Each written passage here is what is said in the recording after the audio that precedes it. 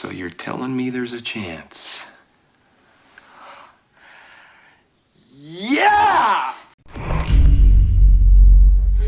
What's up guys, Sal here. So Huawei could get an early Christmas present that could allow the company to breathe a bit easier. You see, Huawei is blacklisted by the US government, which means American companies can't work with Huawei. If American companies want to do business with Huawei, then they need a license from the US government. They need to apply for a license and the US government will decide whether or not they want to approve the license request. Now, since Huawei is a multi-billion-dollar company, the second biggest smartphone maker and on its way to becoming the top smartphone maker by beating Samsung, so obviously American companies want to do business with Huawei. So a lot of companies have filed license requests to the US government. In fact, the government has received 260 license requests. One of those, of course, is believed to be Google. Wilbur Ross, who's one of US officials, told Bloomberg that licenses allowing US companies to sell equipment to Huawei will be forthcoming very shortly. He's very optimistic that these licenses will be coming very soon.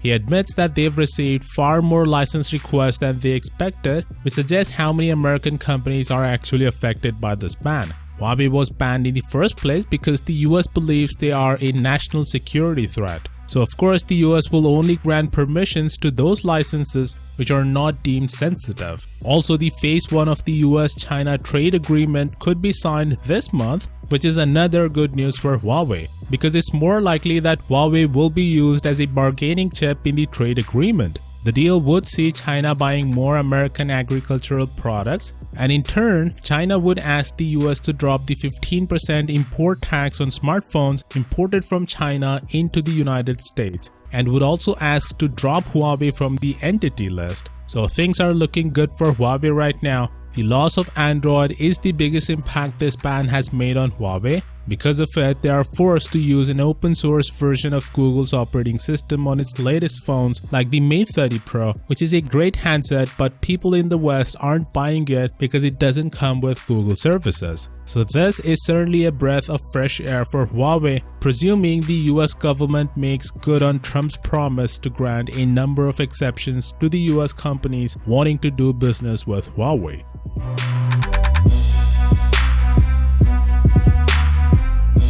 So the growth of Huawei in China in Q3 2019 is mind-blowing and was expected at the same time. Huawei's domestic smartphone shipments increased 66% year over year, while literally every other company lost market share in that country. They sold 41.5 million smartphones in China compared to 25 million in the same time frame last year. That's an insane growth, and most of it is attributed to customers purchasing Huawei devices as a rebellion against US sanctions and foreign pressure. Overall, Huawei shipped around 62 million smartphones worldwide, and despite the ban, they are growing in the West as well, which is incredible. Anyway, do let me know your thoughts on this down in the comments, and as always, I'll see you all tomorrow.